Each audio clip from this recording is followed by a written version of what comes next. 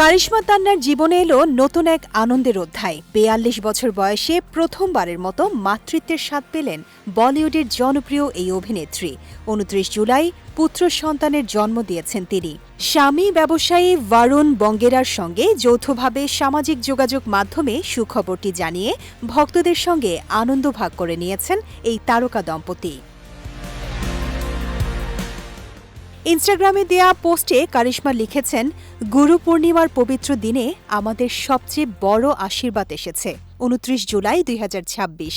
ছোট্ট সোনা, তোমাকে আমাদের পৃথিবীতে স্বাগতম। পোস্টের সঙ্গে নবজাতকের আগমন উপলক্ষে একটি বিশেষ শুভেচ্ছা কার্ডও প্রকাশ করেন তারা। সন্তানের জন্মের খবর প্রকাশের পরপরই শুভেচ্ছায় ভেসে যান কারিশমা ও ভারুণ।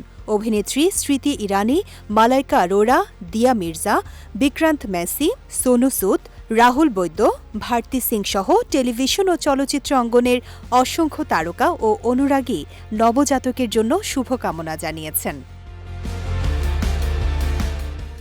২০২২ সালের ৫ ফেব্রুয়ারি মুম্বাইয়ে পারিবারিক আয়োজনে বিবাহ বন্ধনে আবদ্ধ হন কারিশমা তান্না ও ভারুণ বঙ্গেরা।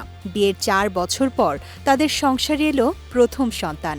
২০২৬ সালের শুরুতে কারিশমা নিজের মাতৃত্বের খবর প্রকাশ্যে আনেন।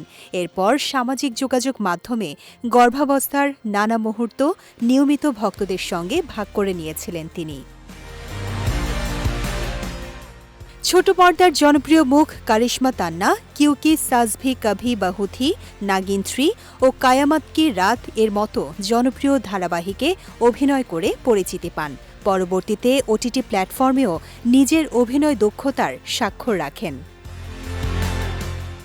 এছাড়া জনপ্রিয় রিয়েলিটি শো খতরি কে খিলাড়ি ১০ এর শিরোপাও জিতেছিলেন তিনি।